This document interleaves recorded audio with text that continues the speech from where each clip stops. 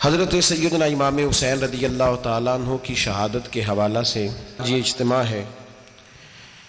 امت مسلمہ کچھ آزمائشوں کا شکار ہے۔ کچھ ہمارے ذہن اس طرح کے ہو گئے، عام آدمی سے لے کر بڑے آدمی تک کہ کوئی بات بڑی جلدی ہمارا ذہن قبول ہی نہیں کرتا۔ کسی دوسرے کی طرف جانا یا کوئی اور بات کرنا یہ تو بڑی لمبی بات ہے۔ عام جو سادی باتیں ہیں وہ بھی ہمارے ذہن مشکل سے قبول کرتے ہیں، چونکہ شکوک اتنے ڈال دیے گئے ہیں، شک اتنا پیدا کر دیا گیا ہے، تفریق اتنی ہے، بدگمانی اتنی ہے، بری سوچ اتنی زیادہ ہے، بڑی مشکل ہے لوگوں کا کچھ چیزوں کو قبول کرنا۔ ہم لوگ جو ڈیوٹی کرتے رہتے ہیں تھوڑی تھوڑی، تو ہم اصل میں اذان دیتے ہیں، صرف اذان دیتے ہیں کہ چلو بتا دے لوگوں کو کہ نماز کا وقت ہو گیا ہے، باقی اس سے زیادہ ہم اپنی حیثیت نہیں سمجھتے۔ اذان دینا ذمہ داری ہے، تو اللہ تعالیٰ جب تک موقع دے گا اذان ہوتی رہے گی۔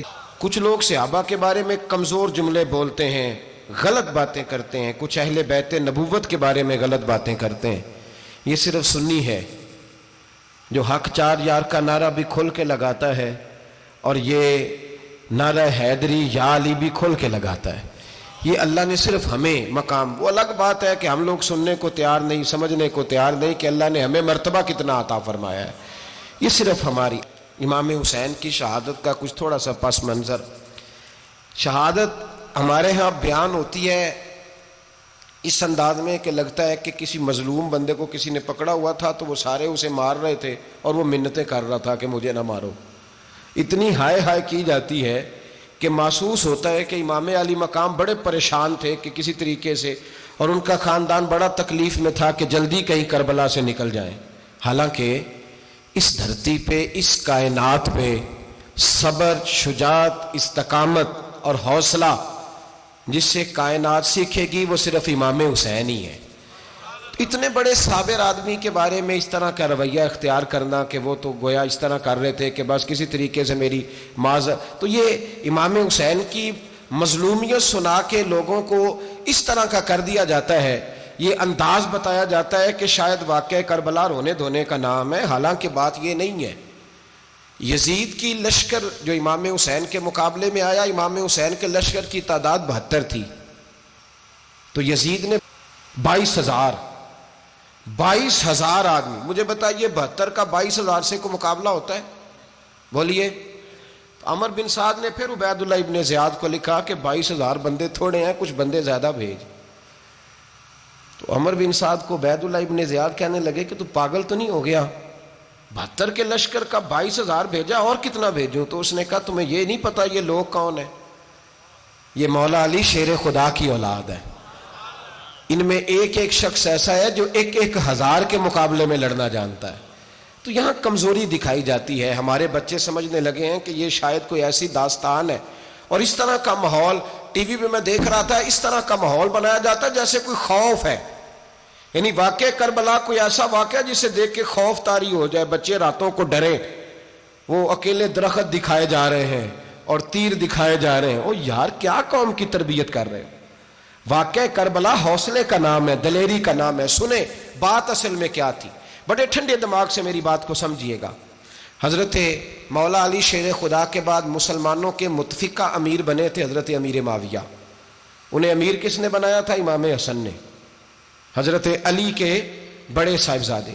حضرت امام حسن نے ان سے صلح کی، انہیں خلافت دی، اور صحیح بخاری میں نبی پاک نے فرمایا تھا میرا بیٹا حسن سردار ہے، جب مسلمانوں کی جماعتوں میں لہو بہہ جائے گا تو حسن ان کی صلح کرا دے گا۔ وہ صلح امام حسن نے کرائی، جناب امیر معاویہ امیر بن گئے۔ حضرت امیر معاویہ رضی اللہ تعالیٰ عنہ بڑا پیار کرتے تھے نبی پاک سے، بڑا احترام کرتے تھے حضور کے خاندان کا۔ ان کی جو اجتہادی خطائیں ہیں وہ اپنی جگہ پہ موجود ہیں، چونکہ امام حسن نے ان سے صلح کر لی، لہذا ہم بھی ان کے بارے میں کوئی جملہ کہنے کے مجاز، ہماری مجبوری امام حسن ہے، اس لیے کہ جسے امام حسن صحیح کہے پھر امام حسن کے ماننے والے کو اسے غلط نہیں کہنا چاہیے۔ حضرت امیر معاویہ رضی اللہ تعالیٰ عنہ کا جب وصال ہوا تو حضرت امام حسن پہلے ہی ان سے وصال کر گئے، آپ کو زہر دے دیا گیا، آپ شہید ہو گئے۔ امام حسین موجود تھے، تو یزید کے بارے میں لوگوں نے کہا جناب امیر معاویہ سے کہ یہ ٹھیک ہے، مناسب ہے، اور بہادر ہے، دلیر ہے، وہ جو ہوتے ہیں نا خوش آمدی ٹولہ، ہمارے ملک میں جو اچھی خوشامد کرے اسے اچھی وزارت ملتی ہے، اچھی وزارت اسے دیتے ہیں، جو ذرا صحیح بدتمیز بھی ہو اور صحیح وکالت کرنے والا اسے وزارت صحیح دیتے ہیں۔ تو حضرت امیر معاویہ کے گرد بھی کچھ ایسے لوگ تھے، انہوں نے آپ سے کہا کہ یزید کو نامزد کر دیں، تو آپ نے یزید کو بلایا، حوالہ مجھ سے دیکھ لیجئے گا، بلا کے فرمایا کہ 3 بندوں کے سامنے اپنی خلافت پیش کرنا، اگر وہ تجھے مان جائیں تو امیر بن جانا، نہ مانے تو چپ کر کے گھر بیٹھ جانا۔ وہ 3 بندے کون ہیں؟ جناب عبداللہ ابن عباس، حضرت عبداللہ بن زبیر اور امام حسین رضی اللہ تعالیٰ عنہ۔ یہ وصیت فرمائی جناب امیر معاویہ۔ حضرت امام حسین کی وہ شخصیت تھی کہ مشکات میں حدیث ہے، نبی پاک صلی اللہ تعالیٰ علیہ وسلم کی چچی جناب ام فضل صبح صبح گھبرائی حضور کی بارگاہ میں آئیں، عرض کی یا رسول اللہ صلی اللہ علیہ وسلم آج میں نے عجیب خواب دیکھا ہے، میں ڈر گئی ہوں۔ حضور نے فرمایا چچی کیا دیکھا؟ عرض کی حضور میں نے دیکھا ہے کہ آپ کے وجود کا گوشت کا ایک ٹکڑا کٹ کے میری جھولی میں آ گیا ہے۔ حضور یہ کیا ہے؟ تو محبوب خواب سن کے مسکرائے، فرمایا چچی یہ پریشانی والا خواب نہیں، یہ تو خوشی والا خواب ہے، اللہ فاطمہ کو بیٹا عطا کرے گا اور وہ تیری گود میں کھیلا کرے گا، چونکہ وہ میرے وجود کا ٹکڑا ہوگا لہذا خواب تجھے یہ آئی ہے۔ تو امام حسین پیدا ہوئے، امام حسن کی عمر ابھی 11 مہینے تھی، تو نبی پاک نے امام حسین کو جناب ام فضل اپنی چچی کی گود میں دے دیا کہ فاطمہ کے لیے دونوں بچے سنبھالنا مشکل ہوگا۔ وہ خواب اس طرح پوری ہوئی، امام حسین سے حضور نے بڑا پیار کیا، بڑی محبت فرمائی نبی پاک سے۔ حضرت ابو ہریرہ رضی اللہ تعالیٰ عنہ کہتے ہیں یہ واحد بچہ تھا حضور کے گھرانے کا کہ میں نے دیکھا کہ نبی پاک صلی اللہ علیہ وسلم بیٹھے تھے تو یہ حضور سے کہہ رہے ہیں، نبی پاک سے کہ نانا جی اٹھ کے کھڑے ہو، کہتے ہیں حضور کھڑے ہو گئے، تو کہنے لگے میں نے آپ کے برابر جانا ہے۔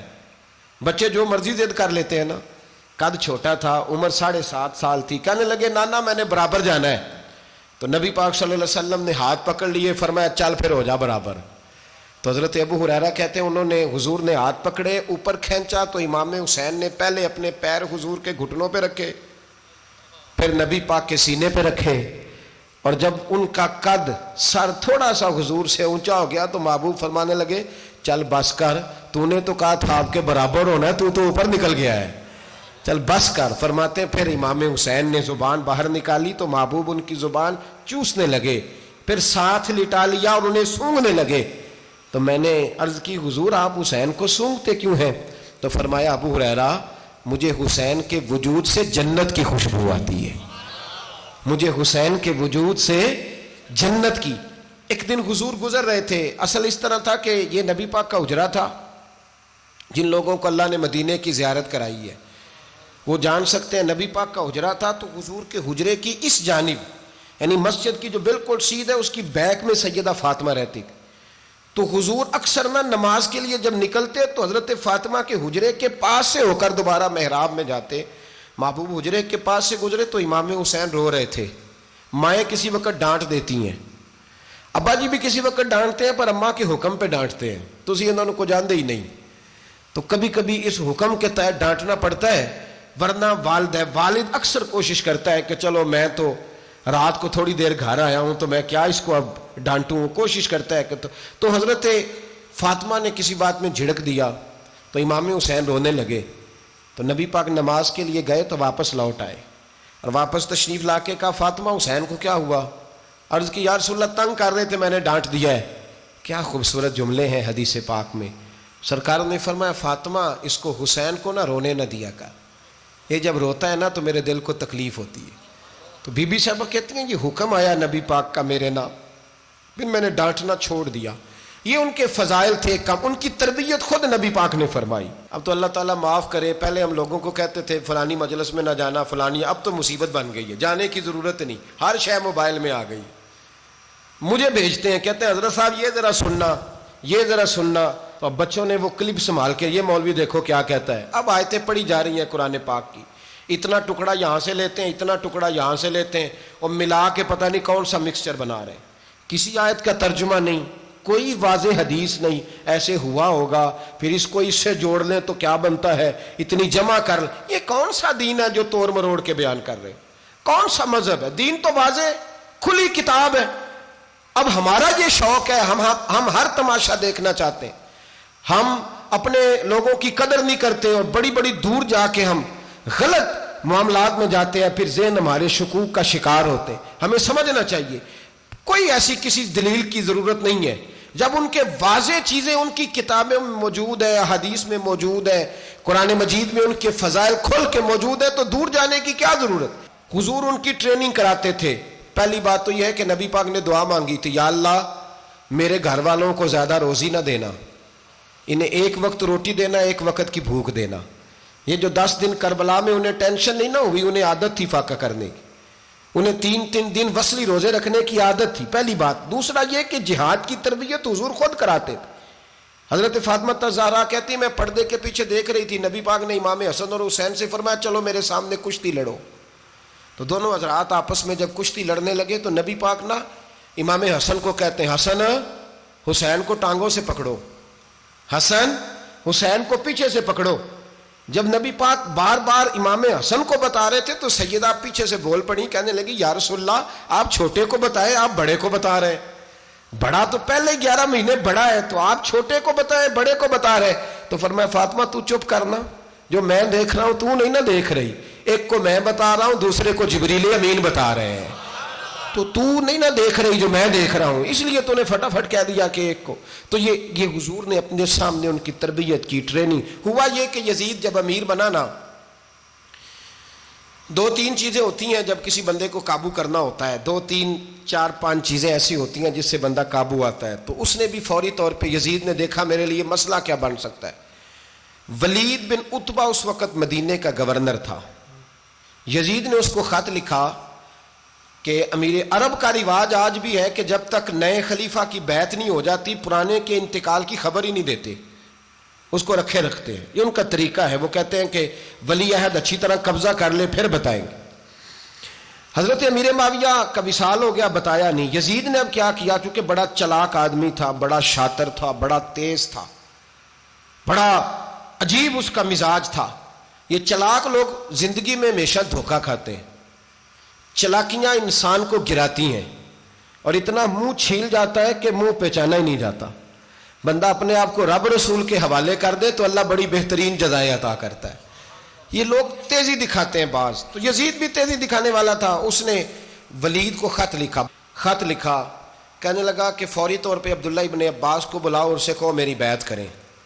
یہ جو بیعت ہوتی تھی نا، یہ بھی سن لے کیا ہوتی تھی، یہ بیعت حلف ہوتا تھا، حلف کہ میں اللہ رسول کے نام پہ حلف دیتا ہوں کہ میں یزید کی اطاعت کروں گا، میں اس کے خلاف کوئی بغاوت نہیں کروں گا۔ یہ بیعت لوگ سمجھتے ہیں کہ بس ہاتھ پکڑنے کا نام بیعت تھا، اس بیعت کا متبادل جمہوری ملکوں کے اندر ووٹ آیا ہے، اس کا متبادل لفظ۔ تو کہا بیعت کرے، حضرت عبداللہ ابن عباس کو بھی بلاؤ، عبداللہ بن زبیر کو بھی بلاؤ، امام حسین کو بھی بلاؤ۔ امام حسین آدھی رات کے وقت بیٹھے تھے مسجد نبوی میں، چونکہ 5 نمازوں کی آپ امامت کرتے تھے۔ ہن اللہ خیر کرے، جڑا نماز پڑھائے ہو مولوی تو جڑا ٹل پائے ہو پیر، جڑا مہینہ نہ نہائے چھوٹا پیر، تو جڑا 6 مہینے نہ نہائے ہو بڑا پیر، کہتے بابا پہنچے ہیں، کڑے چھڑے جو پہن لیے۔ بھائی امام حسین تو نمازیں پڑھاتے تھے، مولا علی تو نمازیں پڑھاتے تھے، مسجد کے خطیب تھے، اب اس کو تو مولوی کہہ دیا جاتا ہے بیچارے کو۔ تو ملنگ کون ہوتا ہے جی؟ کہتے جڑا کپڑے کٹ پائے۔ کیا تماشا ہے، قوم جدھر دل کرتا ہے نکل جاتی ہے۔ امام حسین نماز پڑھا کے عشاء کی بیٹھے تھے، جناب عبداللہ بن زبیر۔ عبداللہ بن زبیر کون تھے؟ یہ نبی پاک صلی اللہ علیہ وسلم پھپھی کے پوتے تھے اور جناب صدیق اکبر کے نواسے تھے، حضرت عبداللہ بن زبیر۔ اور جناب زبیر بن عوام عشرہ مبشرہ صحابی ہیں، ان کے بیٹے تھے، بہت زیرک آدمی تھے، یہ بھی امام حسین کے پاس بیٹھے تھے۔ عبداللہ ابن عباس بھی تھے جو حضور کے چچا کے بیٹے ہیں، اس امت کے پہلے مفسر ہیں قرآن پاک۔ یہ لوگ بیٹھے تھے تو ولید نے ایک بندہ بھیجا، اس نے آ کے کہا جناب آپ کو گورنر صاحب نے بلایا ہے۔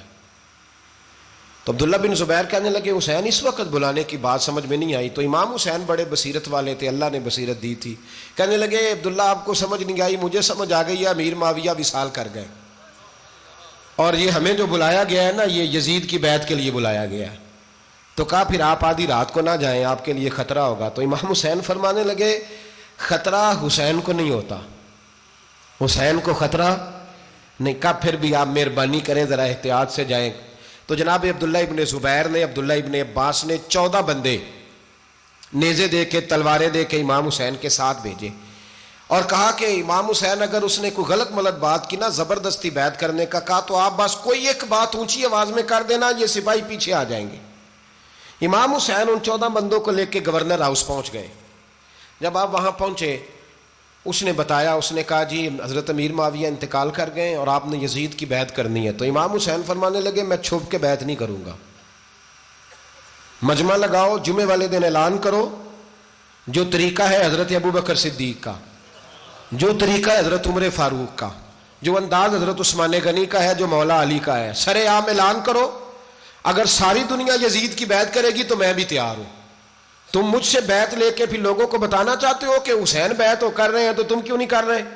میں عام آدمی نہیں ہوں، لہذا چھپ کے بیعت نہیں کرتا۔ جب یہ بات کی نا تو ولید بڑا نرم دل تھا اور امام حسین کی شان کو جانتا تھا، وہ جانتا تھا یہ نبی پاک کا خاندان ہے۔ اس نے کہا جی مجھے تو حکم تھا، باقی آپ حضور کے نواز ہیں، میں کر کچھ۔ وہاں ایک بڑا بدبخت شخص بیٹھا تھا، عبد الملک بن مروان، وہ ولید سے کہنے لگا کہ اگر حسین آج تمہارے ہاتھ سے نکل گئے تو تمہارے لیے بہت بڑا مسئلہ کھڑا ہو جائے، انہیں جانے نہ دینا، یا بیعت کراؤ یا ان سے کہو جنگ کے لیے تیار ہو۔ تو امام حسین رضی اللہ تعالیٰ عنہ کے کانوں میں آواز گئی تو فرمانے لگے ابن مرجانہ اگر تیرے اندر جرت ہے تو آ سامنے حسین کے، اس کے کانوں میں باتیں نہ کر، کانا پھوسی نہ کر، باہر آ میدان میں، شرارت نہ کر، باہر آ، میں تمہیں ابھی بتاتا ہوں کہ حسین سے مقابلہ کرنے کا انجام کیا ہے۔ یہ کہہ کہ امام حسین باہر نکلے، اپنے بھائی محمد بن انفیہ کو بلایا، عبداللہ بن زبیر، عبداللہ ابن عباس، ڈھیر سارے لوگ کٹھے ہو گئے۔ فرمایا یہ معاملہ ہے، اب کیا کرنا ہے؟ یاد رکھیں ووٹ برادری کا نہیں ہوتا، ووٹ برادری کا نہیں، ووٹ دین کا ہوتا ہے۔ جو بندہ دین کے، ملت کے، مذہب کے معیار پہ پورا نہ ہوتے اسے حکمت کے تحت بھی ووٹ دینا جائز۔ ہاں یہ بات سچی ہے تو بہرحال سچی ہے، یہ یاد رکھ لے۔ ہمارے ووٹ سے کوئی ایم این اے، ایم پی اے جتنے ظلم کرے گا ووٹ دینے والا اس کے ظلم میں شریک ہوگا، بالکل 100%، یہ لکھ لیں بات۔ ہم اس وقت بڑی جلدی، پتہ نہیں ہمیں کیا مسئلہ ہو جاتا ہے، اتنی مصیبت انہیں نہیں بنی ہوتی، نہیں یہاں بنی ہوتی ہے۔ خدا کا خوف کریں، امام علی مقام ووٹ ہی مانگ رہا تھا نا یزید، اور پھر اس نے بڑے بڑے لالچ دیے، اس نے کہا کہ آپ 5-4 صوبے ہیں جس کی گورنری مرضی رکھ لیں، دولت آپ کی مرضی کی۔ تو پھر آج ہمیں بھی لوگ مشورہ دیتے ہیں، کہتے ہیں مسجد میں سیاست نہیں ہونی چاہیے۔ میں نے کہا کیا کریں، یہ امام حسین ہمیں مجبور کر گئے، کوئی نہ کوئی بات کرنی پڑ ہی جاتی ہے۔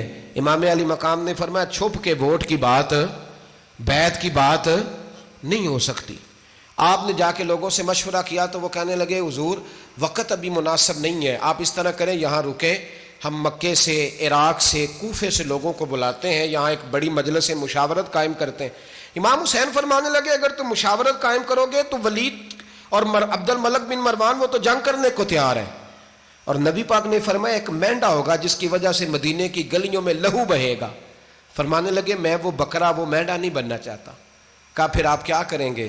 تو امام حسین رو پڑے، فرمانے لگے میں مدینہ چھوڑ جاؤں گا لیکن مدینے کی حرمت پامال نہیں ہونے دوں گا۔ امام علی مقام آدھی رات کے وقت نکلے، سیدہ فاطمہ کا دروازہ ایک اس دن تھا جس دن حضرت مولا علی کوفے چلے گئے تھے، اور دوبارہ آج تالا لگا جب امام حسین نکلے۔ آپ جنت البقیع کے پیچھے کھڑے ہو کے حضور کا روضہ دیکھنے لگے، اس وقت گنبد تو نہیں ہوتا تھا، روضہ دیکھنے لگے۔ نانا تیرے کرم کے خزینے کی خیر ہو، میں جا رہا ہوں تیرے مدینے کی خیر ہو۔ سارا خاندان لے گئے، مکے تشریف لے گئے، حج کے ایام قریب آنے والے تھے۔ امام حسین نے وہاں لوگوں سے باتیں کی۔ جب امام حسین وہاں سے پہنچے تو کوفے سے خط آنے لگے۔ کوفہ حضرت علی کا دارالخلافہ تھا، وہاں آپ کے محبین، پیار کرنے والے ڈھیروں تھے، انہیں خط لکھے کہ حضور آپ چپ کر کے بیٹھے ہوئے ہیں اور ہمارے اوپر یزید مسلط ہو گیا ہے، آپ اگر میدان میں نہیں نکلیں گے، آپ نہیں آئیں گے تو ہم اللہ کی بارگاہ میں شکوہ کریں گے کہ کوئی ہماری کمان کرنے کو تیار ہی نہیں ہوا۔ اور وہ خط 1 2 3 نہیں آئے، وہ خط اتنے تھے کہ 3 بوریوں میں بھرے تھے امام حسین نے، 3 بوریوں میں۔ اب مجبوری ہو جاتی ہے، حق کے لیے کئی دفعہ بات کرنا مجبوری ہوتی ہے، اگر نہیں کرے گا تو پھر اس کو بھی قبر میں جواب دینا پڑے گا۔ امام علی مقام رضی اللہ تعالیٰ عنہ نے مکے میں اب لوگوں کو جمع کیا مشورے کے لیے۔ ہر بندے نے کہا حضور وہ بلا تو رہے ہیں پر اپنے وعدوں کے پکے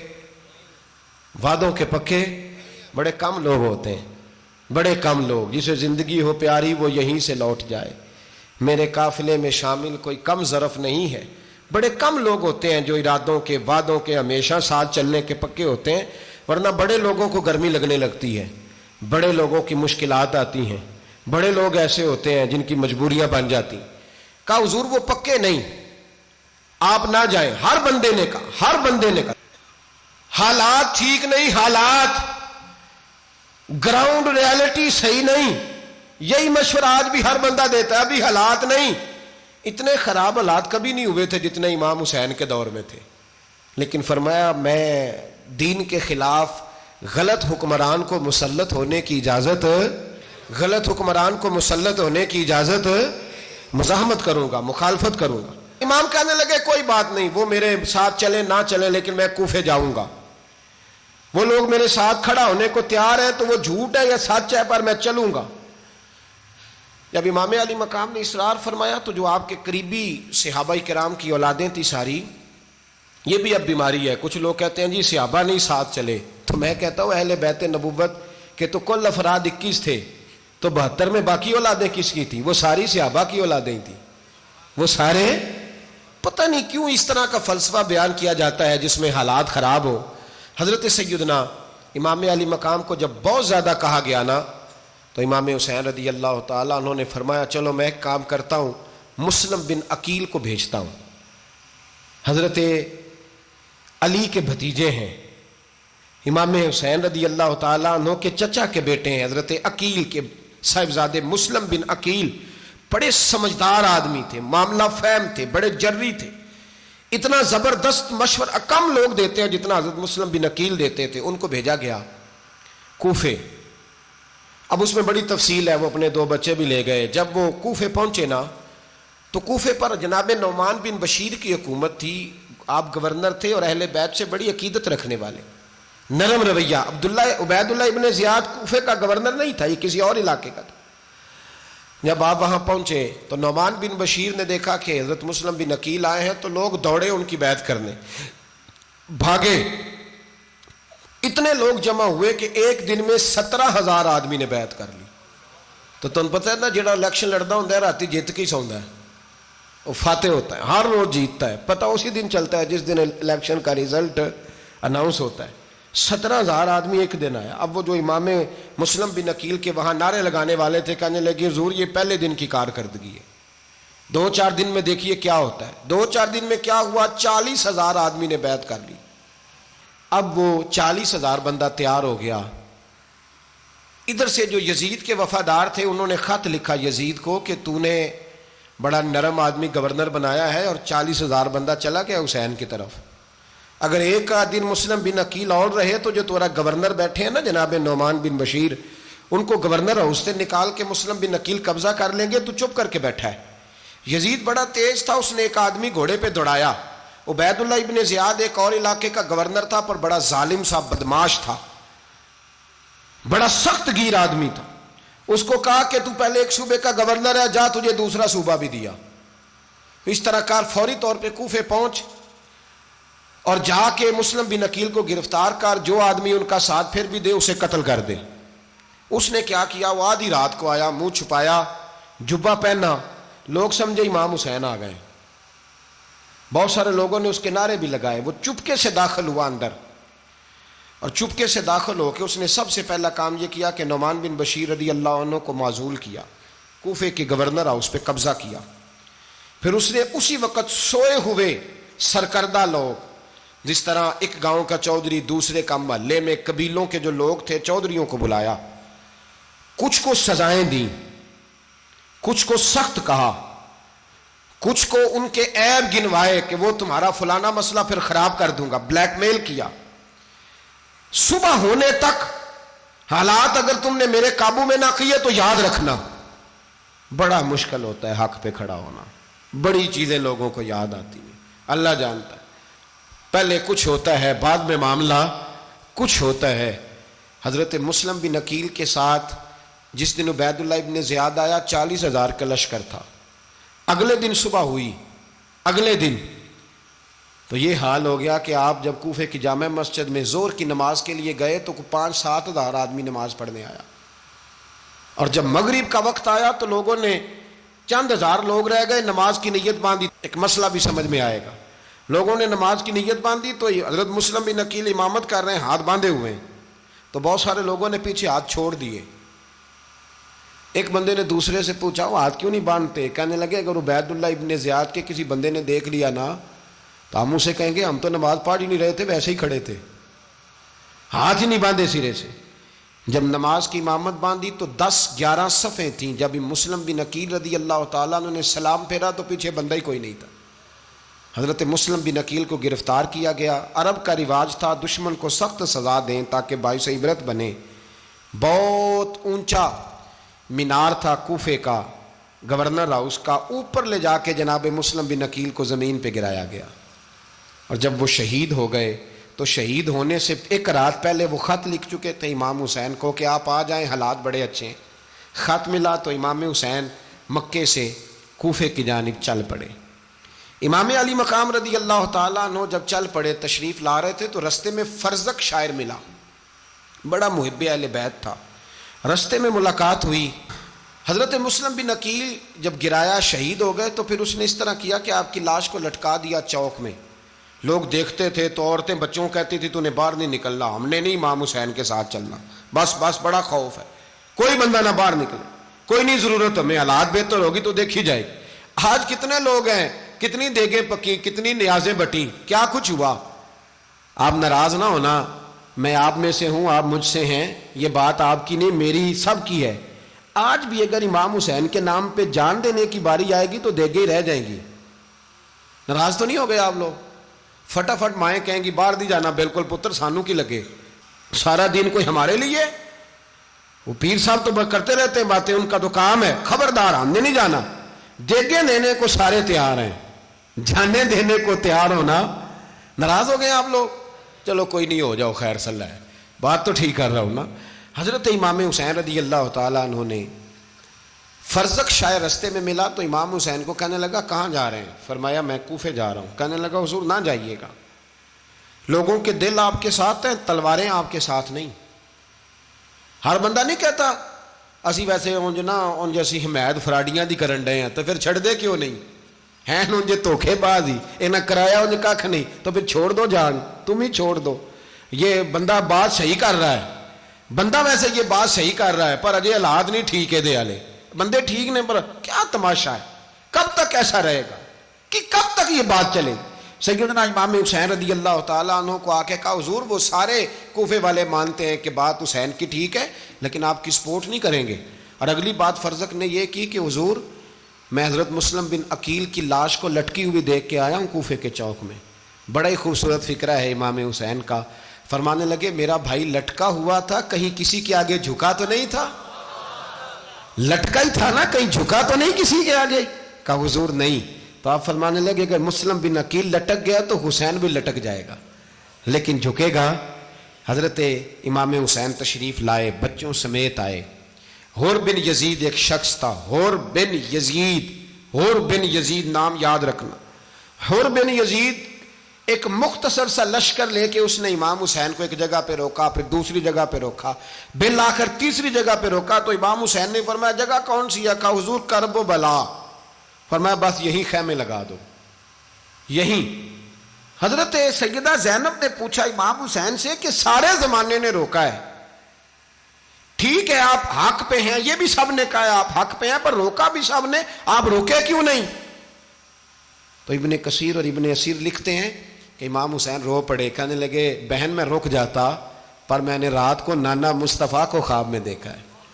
تو حضور نے فرمایا حسین اگر آج یہ رواج پڑ گیا نا یزید جیسے لوگوں کا تو قیامت تک پڑا رہے گا، پھر لوگ کہیں گے کوئی نکلا نہیں تھا تو ہمیں بھی نکلنا، پھر لوگ ظالموں کے سامنے گردنیں جھکانے کے عادی ہو جائیں۔ میں کہتا رہتا ہوں، کہہ رہا ہوں، کربلا کی جنگ کفر اسلام کی جنگ نہیں، کفر اسلام کی جنگ نہیں کربلا کی، کیونکہ یزید تو بڑا پکا نمازی تھا، خطبہ دیتا تھا وہ تو۔ جب امام حسین رضی اللہ تعالیٰ عنہ نے کربلا کے میدان میں جمعے کا دن تھا تو یزید کے سامنے کو بات کرنی شروع کی عمر بن سعد کے سامنے، تو عمر بن سعد کہنے لگا حسین زیادہ باتیں نہ کر، ہمارا جمعہ لیٹ ہو رہا ہے، جنگ کے لیے تیار ہو، فٹافٹ آ۔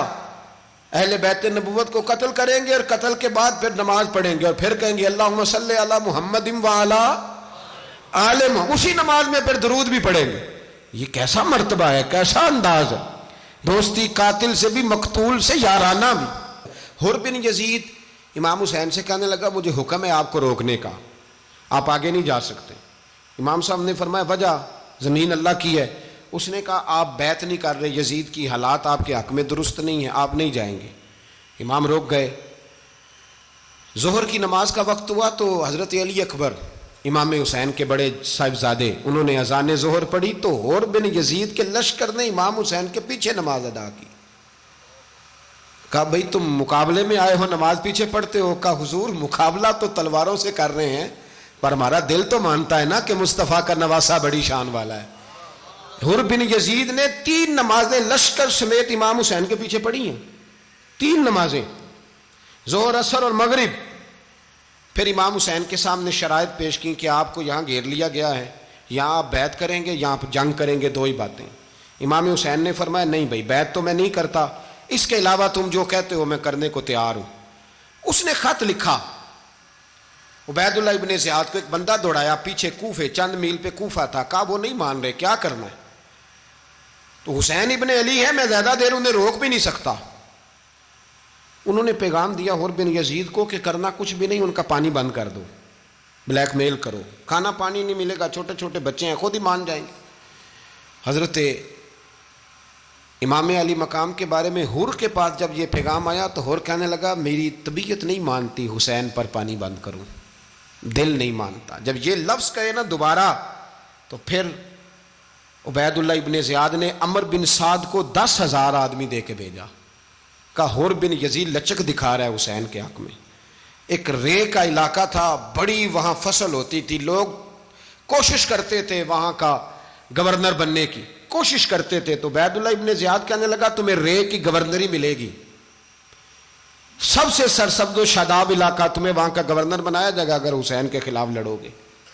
یہ اتنی زبردست ہوتی ہیں گورنریاں کہ گورنریوں کے لیے لوگ نسل رسول کے خلاف بھی نکل آتے ہیں، یہ اتنی تگڑی ہوتی ہیں، اتنی جلدی وفاداریاں بدلتی ہیں۔ امام حسین کو روک لیا گیا، عمر بن سعد نے روک لیا۔ 1 محرم کو امام آئے، 7 محرم تا روکا گیا، 7 محرم کو پانی بند کر دیا۔ جانور پانی پیتے تھے، گھوڑے پیتے تھے، کتے پیتے تھے، لیکن مصطفیٰ کے گھرانے کو پانی پینے کی اجازت، 3 دن تک پانی بند رہا۔ 9 محرم کو عمر بن سعد نے اور لوگ بلائے۔ شمر ایک بڑا سخت آدمی تھا، سنگ دل بدبخت، جس نے حضرت علی اصغر کے گلے پر تیر مارا تھا، وہ اور لشکر لے کے آیا۔ رات کو کہنے لگا امام حسین رضی اللہ تعالیٰ عنہ سے کہ بس بڑا ہو گیا، یہ 9-10 محرم کی درمیانی رات، یہاں آپ جنگ کریں گے یا آپ بیعت کریں گے، 2 ہی باتیں۔ امام حسین اندر گئے، سیدہ زینب سے مشورہ کیا، باہر آئے، فرمایا بات وہی ہے جو پہلے دن والی ہے۔ او بھائی بچے ساتھ ہو، صحرا کا علاقہ ہو، تپتی ہوئی ریت ہو، اتنے کٹھن اور سخت حالات، چاروں جانب موت ہی موت، دور دور تک اپنوں کا نام و نشان کوئی نہیں، اور اکیلے فیصلہ کرنے والے امام حسین، باقی سارے بچے ہیں یا عورتیں، سارے بڑے اکیلے۔ امام حسین رضی اللہ تعالیٰ عنہ نے فرمایا بھائی بیعت تو میں نہیں کرتا، باقی جو تمہارا پروگرام ہے۔ شمر اور ابن سعد کہنے لگے پھر جنگ کے لیے تیار ہو جائیں۔ کیا انداز ہے امام حسین کا، فرمانے لگے کل جنگ کروں گا، مجھے پتا تو ہے جنگ کا نتیجہ کیا نکلنا ہے، 1 رات مجھے دے دو تاکہ میں کھل کے اپنے رب کی عبادت تو کر لوں۔ حسین نے جانا ہے، مجھے پتا ہے کل رزلٹ 72 اور 22,000 کا کیا 1 رات مجھے دو، میں مالک سے راز نیاز تو کروں، میں گویا اس سے پوچھوں تو صحیح کہ مالک میرے والد بھی شہید ہیں، بھائی بھی شہید ہیں، نانا کو بھی دکھوں میں دیکھا ہے، تو اب میری باری ہے تو مالک میں حاضر ہوں، مجھے موقع تو دو، اس لیے کہ میرے نانا نے بدر میں بھی ساری رات عبادت کی تھی، صبح مجھے موقع دو۔ اور دنیا کا اصول ہے جب کوئی موقع مانگتا ہے تو دیا جاتا ہے۔ یہ دونوں کہنے لگے کوئی موقع نہیں۔ حر بن یزید پیچھے سے بولا، کہنے لگا نہیں بدتمیزی نہ کرو، حسین کو موقع دو، تمہیں دینا پڑے گا۔ موقع دیا۔ حر بن یزید نے پھر منت کی، کہا حضور آپ مہربانی کریں مان جائیں۔ فرمایا ماننے والا کھاتا کوئی نہیں، فرمایا ماننے والا کھاتا، بولیے ماننے والا کھاتا، یہ بڑا مشکل کام ہے بھائی۔ ضمیر کا سودا اب تو عام ہو گیا، بازار لگتے ہیں، ریٹ لگتے ہیں، اپنی اپنی چاہتوں پہ لوگوں نے اپنے اپنے انداز سجائے ہوئے ہیں۔ کوئی آدمی بس اچھے طریقے سے نام لے لے تو بس ہم اس کے پیچھے چل جاتے ہیں۔ اب تو عام ہو گیا یہ معاملہ۔ امام حسین نے فرمایا ہو ہی نہیں سکتا، ممکن ہی نہیں ہے۔ ساری رات عبادت میں گزری، ریاضت میں گزری، تہجد کا وقت ہوا تو گھر والوں کو بلایا، فرمایا دیکھنا تمہاری سی کی آواز نہ باہر آئے، خبردار سی کی آواز نہ آئے۔ اور امام زین العابدین سے فرمایا تو بیمار ہے، تو جہاد نہیں کرے گا، لیکن خیال رکھنا پیچھے۔ اور بڑی قیمتی بات بتا رہا ہوں، ہماری بیویاں کسی کے گھر میت ہو جائے تو 4 دن بخار نہیں اترتا۔ امام علی مقام نے سیدہ زینب سے فرمایا تو بڑی ہے، میری بہن ہے، پیچھے سارے بچے ہیں، جوان ہیں، ان کے حوصلے تیری ذمہ داری ہیں۔ صبح جنگ کا طبل بجنے لگا، فجر کی نماز پڑھی، سورج چڑھا، 10 محرم کا دن، جمعے کا وقت، جناب سیدنا امام حسین رضی اللہ تعالیٰ عنہ نے ریت پر سجدے کیے، لمبے سجدے، لمبی نماز۔ سورۃ الشمس کی آیات دوسری رکعت میں پڑھی تو سارا کربلا گونجنے لگا۔ کیا انداز تکلم تھا امام علی مقام کا۔ نماز مکمل ہوئی تو حور بن یزید، عمر بن سعد اور شیمر سے کہنے لگے واقعی حسین سے لڑو گے؟ پتہ نہیں کون ہے۔ قل لا اسألکم علیہ اجرا، تم نے نہیں پڑھا؟ الا المودۃ فی القربى، تمہاری آنکھیں بند ہیں۔ الحسن والحسین سید الشباب اہل جنہ، تمہیں نہیں پتا؟ کہنے لگا چپ کر، حکومت نظر آ رہی ہے۔ اور بن یزید کہنے لگے پھر میرا بھی فیصلہ سنو، مجھے حکومت نہیں چاہیے، مجھے جنت چاہیے۔ حکومت نہیں چاہیے۔ امام حسین کی پہلی فتح دیکھیں، اور بن یزید ایڑی لگا کے نا یزید کے لشکر سے نکل کے امام حسین کے لشکر میں شامل ہو گیا، اور پہلا شخص جس نے امام حسین کو روکا، امام حسین کے نام پر پہلا سر بھی اسی شخص نے کٹایا ہے۔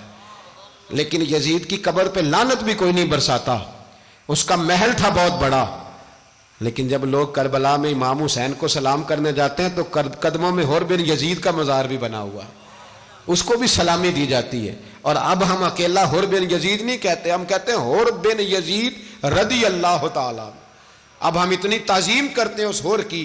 جناب امام حسین کو میدان میں کھڑا کیا گیا، جہاد کا طبل بجا، پہلے خدام آئے، اور سن لو آج وہ پتہ نہیں بازاری سے لوگ چڑھ گئے اسٹیجوں پہ، بازاری سے، نہ چہرے پہ داڑھی ہے، نہ سر پہ کوئی کپڑا ہے، بازاری لوگ ہیں، بھاگ رہے ہیں، بازو چڑھائے ہوئے ہیں، بٹن کھولے ہوئے ہیں، تماشا بنا دیا۔ سننے والوں کا بھی اللہ ہی حافظ ہے، وہ اسٹیج پہ یہ اہل بیت کی شان بیان کرتا ہے، بھاگ کے ادھر جاتا ہے، یہ کوئی طریقہ ہے؟ سننے والوں کا بھی عجیب انداز ہے، ہر بندے کو سننے بیٹھ جاتے ہیں۔ دین مہذب ہے، تہذیب والا ہے، دلائل رکھتا ہے، دین وقار رکھتا ہے، ایسے لوگ اب دین بیان کریں گے؟ حضرت سیدنا امام حسین رضی اللہ تعالیٰ عنہ صبح جب جہاد کا وقت آیا، پتہ ہے کون کون تھے کربلا میں؟ امام حسین کے ساتھ امام حسین کے 4 بھائی تھے کربلا میں۔ کتنے؟ بول کے بتائیں۔ حضرت علی کے 4 بیٹے، عباس بن علی، جن کو حضرت عباس کہا جاتا ہے نا، علمدار، یہ حضرت علی کی دوسری زوجہ میں سے۔ عباس بن علی بھی تھے، اور ابو بکر بن علی بھی تھے، عمر بن علی بھی تھے، عثمان بن، یہ حضرت علی کے بچوں کے نام ہیں۔ یہ آپ کے شہزادے امام حسین کے ساتھ شہید ہوئے، ان کا نام صرف اس لیے نہیں لیا جاتا کہ ان کا نام خلفائے ثلاثہ کے نام پہ، حضرت علی نے اپنے یاروں کے نام پہ رکھا ہے، تو تم نے کربلا کے میدان سے خارج کر دیا۔ یہ تینوں شہزادے حضرت جناب سیدنا امام حسین کے ساتھ تھے، یہ بھی شہید ہوئے۔ حضرت جناب زینب امام حسین کی سگی بہن ہے، ان کے 2 بچے تھے، اون و محمد۔ جب امام حسین میدان میں جانے لگے تو جناب زینب بچوں سے کہنے لگی نہ، پہلے بھائی نہیں جائے گا، پہلے بھانجے جائیں گے۔ 2 بچے شہید ہوئے۔ حضرت قاسم بن حسن امام حسن کے بیٹے تھے، وہ جب میدان میں جانے لگے تو امام حسین نے کہا نہیں بھائی تو نہیں جائے گا، تو میرے بھائی کی نشانی ہے، میں جاؤں گا۔ تو حضرت قاسم بن حسن نے ایک تعویذ کھول کے دیا کہ ابا جی میرے والد نے کہا تھا جب بڑی مشکل آ جائے تو تعویذ کھول کے دیکھنا، تو آج بڑی مشکل آئی ہے تو میں نے تعویذ کھولا ہے، تو یہ دیکھیں کیا لکھا ہے، یہ تو رکا ہے، تعویذ ہے ہی نہیں۔ جب کھول کے دیکھا تو اس پہ لکھا تھا قاسم اگر حسین پہ کوئی کڑا وقت آ جائے تو بیٹا کے آگے آگے رہنا، اگر کڑا وقت میرے بھائی پہ کبھی آ جائے نا دیکھنا اس کے آگے آگے چلنا، اسے حسن کی کمی نہ محسوس ہو، پائیاں جہا ساک نہیں کوئی جے وچ خار نہ ہوئے۔ سیدنا امام حسین پہلی دفعہ کربلا میں اس وقت روئے جب یہ رکا، آپ نے دیکھا تو فرمایا ٹھیک ہے اگر حسن کی یہ وصیت ہے تو میں نے زندگی میں اگر ان کی ہر بات مانی ہے اب بھی مانوں گا، تمہیں اجازت ہے۔ جناب قاسم بن حسن 16 سال کا جوان جب میدان میں نکلے تو ہائے ہائے پتہ نہیں کہاں سے آ گئی ہے۔ امام قاسم بن حسن جب میدان میں نکلے تو تبری سے لے کر علامہ ابو الاسناد صاحب سب کو پڑھ کے تو دیکھو، 3 دن کی پیاس ہے، شدید آزمائش ہے، دکھ ہیں، تکلیفیں ہیں، پھر بھی پہلی دفعہ جب میدان میں گئے ہیں واپس آئے ہیں 19 لوگوں کو قتل کر کے واپس آئے ہیں، 19 لوگوں کو ایک وار میں۔ حضرت ایسے ہی تماشا بنا دیا ہے، مظلوم تھے وہ تو رو رہے تھے، ہر مقرر یہ کہہ رہا ہے کہ وہ تو بار بار کہہ ابا پانی مل جائے، پانی آ جائے، ترس گئے۔ خدا کا خوف کرو، یہ دلیر لوگ تھے، ان کی باتیں آج بھی پڑھ کے دلیری پیدا ہوتی ہے، دلیری پیدا ہوتی ہے، دلیری۔ سناؤ قصہ خیبر کو تمامی اپنے بچوں کو، علی کی داستاں سن کے دلوں سے ڈر نکلتا ہے، علی کی داستاں سن کے دلوں سے، یہ جو بچے ڈر رہے ہیں نا وہ چمگادڑ آ گئی، کاکروچ آ گیا، یہ خوف نکل جائے گا اگر حضرت قاسم بن حسن کی بات سنیں گے۔ درجنوں لوگ آپ نے قتل کیے۔ ایک دفعہ آئے، کہا چاچا یزید کا لشکر تو بڑا ہی بزدل ہے، اگر چند قطرے پانی میرے حلق سے گزرے تو میں سارے کاٹ کے لے آؤں گا آپ کے پاس، چند قطرے۔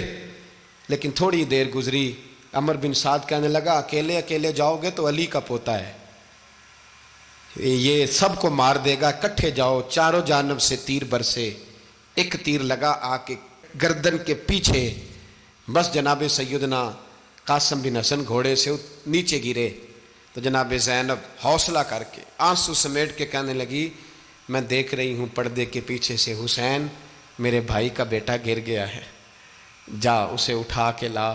حضرت امام حسین ان کو اٹھا کے لائے تو امام حسین نے سینے سے لگایا ہوا تھا تو ان کے پیر، ان کا قد لگتا تھا امام حسین سے زیادہ ہے، اٹھا کے لایا، لٹا دیا گیا۔ امام حسین کے اپنے بڑے بیٹے میدان میں نکلنے کو، علی اکبر نام ہے، جب جن لوگوں نے حضور کو نہیں دیکھا تھا وہ جب کہتے نا ہم نے نبی پاک کا دیدار نہیں کیا تو بتاؤ کس طرح کے تھے، تو بتایا جاتا تھا کہ جناب علی اکبر کا دیدار کرو، ہم شبیہ مصطفیٰ۔ اور جب وہ گلیوں میں نکلتے تھے تو عورتیں چھتوں پہ چڑھ جاتی تھیں۔ جناب علی اکبر رضی اللہ تعالیٰ عنہ تلوار لے کے میدان میں نکلے، جوان بیٹے دینے بڑے مشکل۔ او یارو رٹا کیا ہے یہ تو بتاؤ، کہ ظالم آدمی حکمران، یار یہ رٹا ہے، ایک ظالم کا رستہ روکنا ہے، اس رٹے کے لیے ہم شبیہ مصطفیٰ۔ جناب سیدنا امام علی اکبر میدان میں نکلے، بڑے لوگ مارے، بڑے، پھر ایک تیر ان کے بھی گلے میں لگا، اور جب وہ گرے نا زمین پہ تو حضرت امام حسین دوڑ کے آئے، دوڑ کے، اور جب تشریف لائے تو ان کے گلے سے تیر کھینچا تو ایک جملہ لکھا ہے صاحب تبری نے، اس نے حد کر دی، کہنے لگے تیر کھینچا تو امام حسین کی آنکھوں میں آنسو آئے، کہنے لگے کاش جناب ابراہیم آج میرے سامنے ہوتے تو میں انہیں کہتا کہ آپ نے تو بیٹا ذبح کرتے وقت آنکھوں پہ پٹی باندھی تھی، دیکھو میں کھلی آنکھوں سے بچے ذبح کر رہا ہوں، کھلی آنکھوں، کاش جناب ابراہیم خلیل ہوتے تو انہیں کہتا۔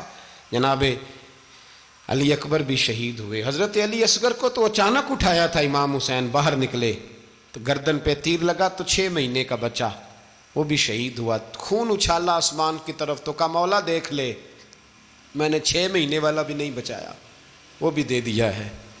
پھر حضرت عباس کو بیٹیوں نے کہا کہ اب نہ، کچھ کہتے ہیں پہلے شہید ہوئے، کچھ نے لکھا بعد میں، کہ اب ہم سے پانی کے بغیر نہیں رہا جاتا، تو جناب عباس پانی کا مشکیزہ لے کے نکلے، باہر نکلے، ایک ہاتھ کٹا، دوسرے پہ مشکیزہ وہ بھی کٹا۔ دیکھ لو میں پس منظر پہ ہوں ابھی تک، میں بتا رہا ہوں کہ جہاد کس کے خلاف تھا؟ ظالم حکمران کے خلاف، ظالم کافر کے خلاف نہیں، مشرک کے خلاف نہیں۔ حضرت امام حسین رضی اللہ تعالیٰ عنہ نے ہر جگہ ایک ہی بات کی کہ یزید شرابی ہے تو بچے کٹوا دوں گا، شرابی کو ووٹ یہ ایک نہیں، ہر کتاب میں یہی لکھا ہے، ہر کتاب میں، ہر مسلک کی کتاب. یزید چونکہ مجرے دیکھتا ہے، رنڈیوں کا ناچ دیکھتا ہے، بچے کٹوا دوں گا اس کے ہاتھ میں ہاتھ. امام حسین نے فرمایا چونکہ اللہ کی حدوں کو توڑتا ہے، حقوق اللہ پامال کرتا ہے، حدود اللہ، بچے کٹوا دوں گا لیکن اس کے ہاتھ میں ہاتھ. سارا دن خود مجرا دیکھنا اور 10 محرم کو 2 دیگیں پکا کے حسینی بن جانا، سارا سال خود گند مند کرنا، شرابیوں کے ساتھ رہنا اور 10 محرم کو 2 آنسو بہا کے یاد رکھنا. میں ہمیشہ کہتا ہوں، پھر کہہ رہا ہوں، جس کے موبائل میں گندے گانے ہیں، گند دیکھتا ہے، شرابی کبابی کا سپورٹر ہے، ووٹر ہے، یا مجرے دیکھتا ہے آتا جاتا ہے، وہ یاد رکھے قیامت میں امام حسین کا ہاتھ ہوگا، اس کا گریبان ہوگا. ہم سے نہ رقم ہوں گے قصیدے یزید کے، ہم لوگ تو حسین کے سیرت نگار. حضرت عباس کا بازو کٹا، پھر پانی تو بھر لیا تھا، لا نہ سکے، پھر گردن کٹی تو شہید ہوئے. بچوں کی بھی شہادت ہوئی، پر جب ان کا لاشا اٹھایا تو امام حسین کہنے لگے مولا اب نہ حسین کی کمر کمزور ہو گئی ہے، اب کمزور ہو. اور بھائی ایک میت ہو جائے تو 4-5 دن تو پوری آنکھیں نہیں کھلتی. کیسا جری خاندان ہے. تھوڑی دیر گزری تو امام علی مقام نے پٹکا باندھا، سر پہ دستار باندھی، مولا علی کی تلوار پکڑی، نبی پاک کا امامہ باندھا اور گھوڑے پہ سوار ہوئے تو کہنے لگے زینب گھر تیرے حوالے اور میں اللہ کے حوالے، گھر تیرے حوالے اور میں. اور پھر امام حسین نکلے، امام علی مقام نکلے. راوی کہتے ہیں کہ یہ جلوہ پہلے بھی بڑے سونے تھے، پر آج جو رنگ دیکھا وہ کبھی نہیں دیکھا. کیا انداز تھا، جدھر جاتے نعرہ لگاتے تو حد ہو جاتے.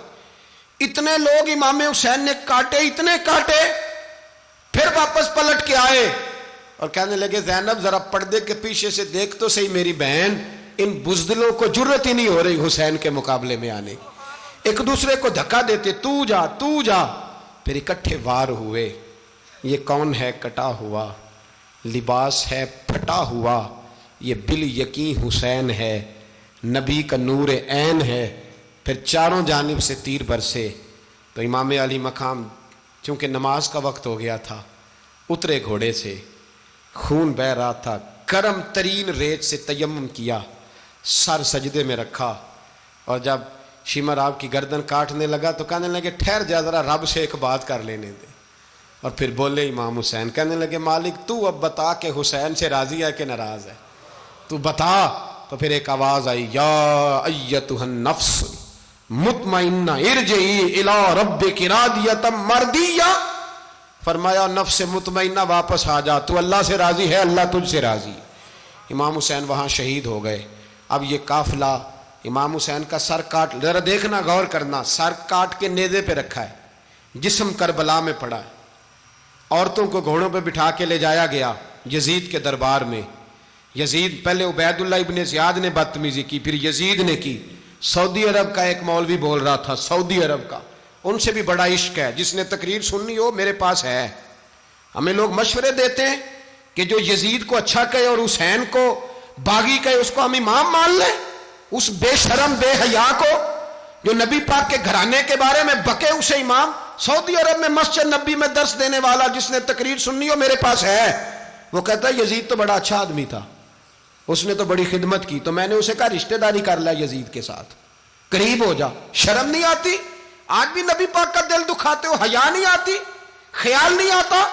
اور لوگ گھر میں بیٹھ کے باتیں کرتے ہیں، کہتے ہیں جی جو بیت اللہ میں ہو وہ بھی برا ہو سکتا ہے. بیت اللہ میں تو 360 بت بھی تھے، وہ اچھے تھے.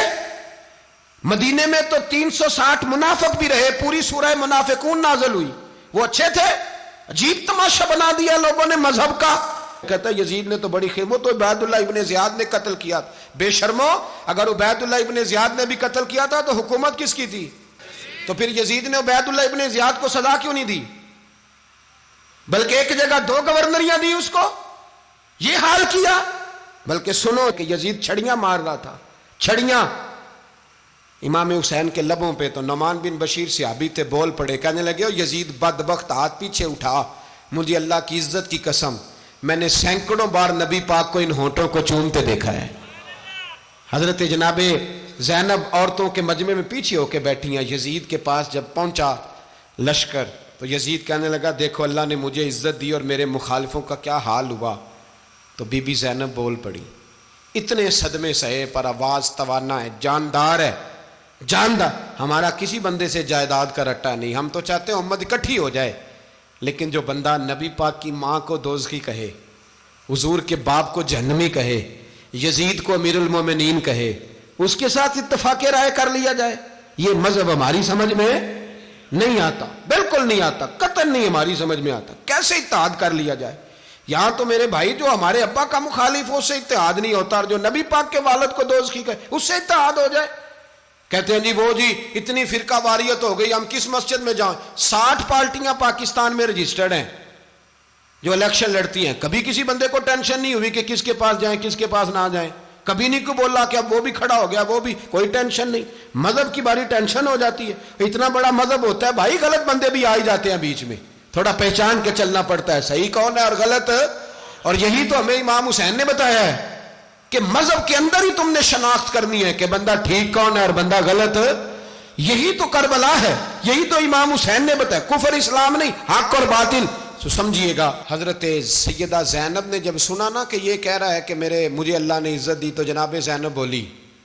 نعمان بن بشیر کہتے ہیں بی بی بولی، اتنے صدمے ہیں پر جناب زینب بولی اللہ اکبر، اس انداز میں بولی کہ پہلے قرآن مجید کی آیت پڑھی، کہنے لگی وَتُعِزُّ مَن تَشَاءُ وَتُذِلُّ مَن تَشَاءُ بِيَدِكَ الْخَيْرُ إِنَّكَ عَلَىٰ كُلِّ شَيْءٍ قَدِيرٌ.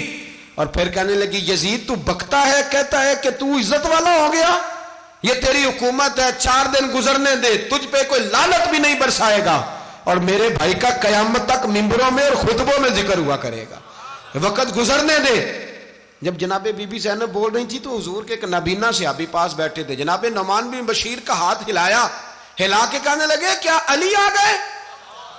تو علی کی آواز لگتی ہے، جبریل امی بول رہے ہوں جیسے، حکمت کے گوہر رول رہے ہوں جیسے، دربار دمشق میں بی بی زینب کا خطاب، منبر پہ علی بول رہے ہوں جیسے.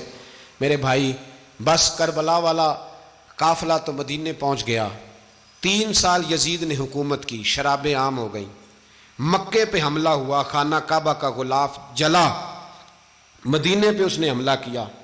3 دن مسجد نبوی میں اس نے گھوڑے باندھے، مسجد نبوی میں صحابہ کو نکال کے اپنا اس نے امام مقرر کیا، لیکن پھر امت نے اسے قبول نہ کیا، پھر وہ رسوا ہوا اور آج تک وہ رسوا ہے. لیکن امام حسین کا نام کل بھی زندہ تھا اور آج بھی. درس یہ ہے، پیغام یہ ہے، پیغام یہ ہے. یاد رکھو موت تیزی سے آ رہی ہے، ہمارے ساتھ والے دائیں بائیں والے سب چلے گئے، اسی طرح نمبر لگے گا، ایک دن اعلان ہوگا. ضمیر کے قیدی بن کے زندگی نہ گزارو، بالکل نہ گزارو. یہ تھوڑی سی زندگی ہے، دنیا سجن المومن. حق بات کرو، حق پہ ڈٹنا سیکھو، دین سمجھو. خبردار رسول پاک صلی اللہ علیہ وسلم کے دین میں ظالم، جابر، فاسق، فاجر کی کوئی گنجائش قطعاً نہیں ہے. اپنے آپ کو سمیٹو، اپنے آپ کو سنبھالو، دین میں اپنا کردار ادا کرنے کی کوشش کرو. دین طلب کرتا ہے ہم سے کہ ہم نے دین کو کیا دیا ہے. امام حسین نے سارا گھرانہ دین کے لیے دے دیا. ہمارا جو بچہ کسی کام کا نہیں رہتا اسے مدرسے داخل کراتے ہیں. ہم نے دین اتنا کمزور کر دیا ہے کہ عالم اگر شور نہ کریں، عالم اگر شور نہ کریں، زور نہ کریں، گھٹن والا ماحول ہو گیا ہے. مذہب کی پوزیشن کمزور کر دی. اب جہاں تک اس بات کا تعلق ہے جی فرقے ہو گئے، تو میرے بھائی یہ کوئی اتنی خطرناک بات ہے، یہ کوئی اتنا مشکل معاملہ نہیں ہے. یہ تو امام حسین نے بتا دیا تھا کہ یزید کے طور پر ایک غلط فرقہ کھڑا ہو گیا ہے، لہذا اس کا مقابلہ کرنا ہے. اس میں کوئی بری بات ہے؟ لیکن ایک سبق ہے بزرگوں کا کہ اگر سچی بات بھی نہیں کرنی تو پھر اس منبر کا حق ادا نہیں ہوتا. جو سچ بولے وہ حسینی ہے، جو ظالم کے سامنے کھڑا ہو جائے وہ حسینی ہے. جو مصلحت کوش ہو، جو کہے ٹائم نہیں، گراؤنڈ ریالٹی نہیں، حالات نہیں، طبیعت نہیں، موقع نہیں، تو ابھی امام حسین کے پیغام کو نہیں سمجھا. میں بہت سارے بزرگوں کا نام اس لیے نہیں لیتا کہ لوگ ایسے نہ کہیں کہ کسی کا نام کیش کرایا جا رہا ہے، لیکن میں نے سارے مناقب پڑھے ہیں. میری لائبریری میں کتابیں ہیں، میں پڑھتا رہتا ہوں، میں سفر میں بھی ساتھ رکھتا ہوں. لیکن حضرت شیخ عبدالصبور بیگ منشور ہزاروی کا شعر امام علی مقام کے مقابلے میں اس طرح کا ہے کہ مجھے سارے شاعروں سے زیادہ وزنی محسوس ہوتا ہے. انہوں نے کہا تھا اس شاہ مشرقین کی، اس نور عین کی مطلوب ہے جہاں کو قیادت حسین کی. دیکھیے ذرا حسن. اور ہر سو یزیدیوں کا زمانے میں زور ہے, ایک دو جگہ پہ نہیں, ہر سو یزیدیوں کا زمانے میں زور ہے. منشور آج پھر ہے ضرورت حسین کی, آج پھر ہے ضرورت ہے. آج لوگ حسینی بنے, امام حسین کے نقش قدم پر. وہ کہتے ہیں زور ہو گیا یزیدیوں کا, یہ ہمارے بزرگ ہمیں بتا گئے. مسجد کی طرف توجہ کرو, اپنے بچوں کی نگہبانی کرو. دنیا کی زندگی اتنی مختصر ہے کہ ایک خواب لگے گا جب ہم جائیں گے دنیا, ایک خواب لگے گا. خواب تھا جو کچھ کے دیکھا, جو سنا افسانہ تھا. اہل بیت نبوت کا اسوہ عبادت ہے, ریاضت ہے, پردہ ہے, پرہیزگاری ہے. اس پر توجہ کریں. جن کی بچیاں سر نہیں ڈھانپتی وہ 10 محرم کو بے شک دیگ نہ پکایا کریں. جو لوگ قرآن شریف پڑھنے کے عادی نہیں وہ بے شک امام علی مقام کا ذکر نہ کریں, اس لیے کہ امام حسین نے سر سجدے میں کٹایا ہے اور تلاوت نیزے کی نوک پہ بھی جاری رکھی ہے. دین کے ساتھ اپنے آپ کو جوڑو, دیندار بنو, رسول اللہ کی غلامی اختیار کرو, ورنہ یہ زندگی کچھ ایسا وقت بھی لاتی ہے کہ جب زندگی بوجھ بن جاتی ہے.